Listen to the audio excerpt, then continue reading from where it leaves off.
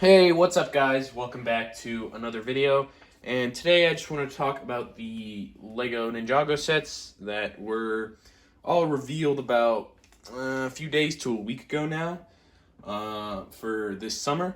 There were 6 sets in total, and starting off is the Source Dragon of Motion for $150. Comes with 6 minifigures: Kai, Aaron, Wildfire, Lord Roz, Jordana, and a Wolf Mask Warrior. And the Wolf Mask Warriors are newer. They've got like purple and red accents to them instead of just being blue and black. And then obviously, as per usual, the Ninja have new suits as well. And the set looks very nice. It's a very nice looking dragon. My one concern with the set would be the like throne build on top of the dragon. Seems like it could be maybe unstable, but assumedly it's removable, so it's probably not a big deal. Just it's a very tall throne, so my worry would be it's not very structurally sound potentially. But next up is the Tournament Battle Arena for $50 with 6 figures: Kai, Sora, Cinder, another Wolf Mask Warrior, Evil J, and Tox for 659 pieces.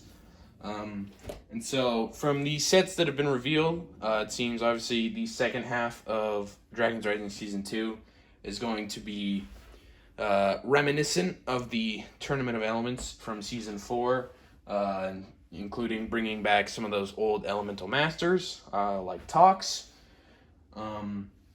And then Evil J, that's pretty interesting. The figure itself looks pretty nice. And it'll be interesting, I guess, in the show to see how that comes about. Probably something to do with Lord Roz, you would assume. But anyway, moving on to Cole's Titan Dragon Mech, which is by far probably the best set of all of them. Although pretty much all the sets are really fantastic, and there's a couple more that are like super good as well. But it is the biggest mech that Ninjago has ever done. And it comes with 1 minifigure. It's $100, and it has 1,055 pieces. And it's an exclusive Cole minifigure for the mech. And the reason given by a designer on Twitter was they wanted to focus on specifically the mech. So that's why there's like not a lot of figures, is they really wanted to make the mech really awesome, and putting more figures means you can't have like as much focus on the build, because limited budget, and they've got to fit the set into the $100 range, and that wouldn't be possible if they included more figures. And I think that is a fine reason to have. Especially because the mech looks fantastic. I myself am a big fan of the Zane's Titan mech, so when I get the set, I will be curious to compare the two, size-wise, and also posability, because there's a lot of joints and stuff in the Cole's mech. They really clearly wanted to make this thing super big and super posable, and you know, I'll be excited to see how well they pulled that off, because looks-wise, I think it's fantastic, and probably going to end up being one of my favorite Ninjago sets. Of course, I don't know for certain, but, you know, seems like it. Then next, a less exciting set is the Ninja Team Combo Vehicle.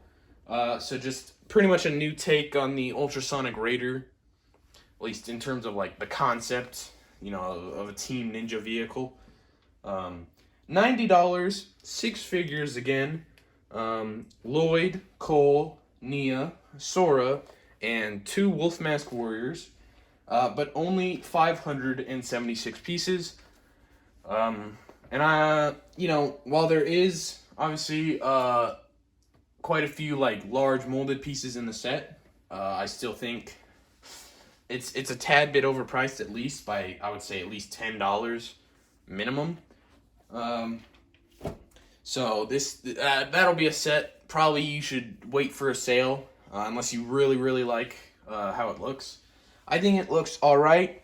I think it looks better than the Legacy Ultrasonic Raider, at least personally. But I still think it looks sort of mediocre. Especially the two exposed bike builds on the side. The Legacy Ultrasonic Raider did the same thing, and I just think it looks bad.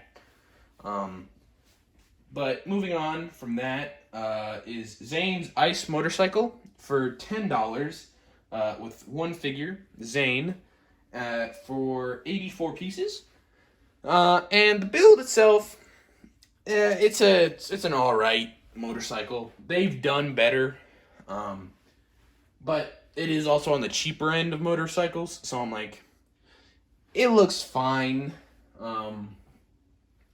My hope is that it's balanced well, because that can be an issue sometimes for the motorcycles, is they don't have the greatest balance.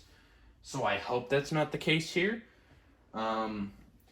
It is a little disappointing that it only has one figure, because they've been doing pretty good with these Dragon Rising sets, with having like two figures in the cheaper $10 sets, especially in the March sets with the Dragon launchers. They came with two figures. So it would be nice if it had two, but it's also $10, so it's not like awful. And then last, but certainly not least, is the Tournament Temple City for $250. Comes with 13 figures: Lloyd, Cole, Zane, Nia, Aaron, Wildfire, Lord Roz, Jordana, Mr. Pale, Blacksmith, a Temple Guard, Ruby, and Blecht. Those last two guys, assuming, will be minor characters introduced later in the second half of Season 2. And then Mr. Pale, obviously that's another Elemental Master from the Tournament of Elements. And then the rest of the figures are obviously characters that are known at this point. And it comes with over 3,000 pieces. So it's a very big set. It reminds me a little bit of the Temple of Air Jitsu set. Just going off of pictures alone. It's not a one-to-one, obviously, but it evokes that sort of look to me, I guess. Probably just because it's a temple, so they're not all, the same, but they do have similar design elements a lot of times. And I'm sure it's packed full of fun references and stuff. So that'll be a really cool set to get. That I don't know if I'll ever be able to get it. That's a lot of money. And real life things happen. I can't just spend all my money on Legos. But it looks really awesome. I hope I can pick it up one day, maybe on a decent sale. Who knows? But that's all I have for today. If you enjoyed the video, you want to see more Lego content, potential reviews of some of these sets I mentioned, obviously leave a like, subscribe, do all that, and I'll see you in the next one. Peace.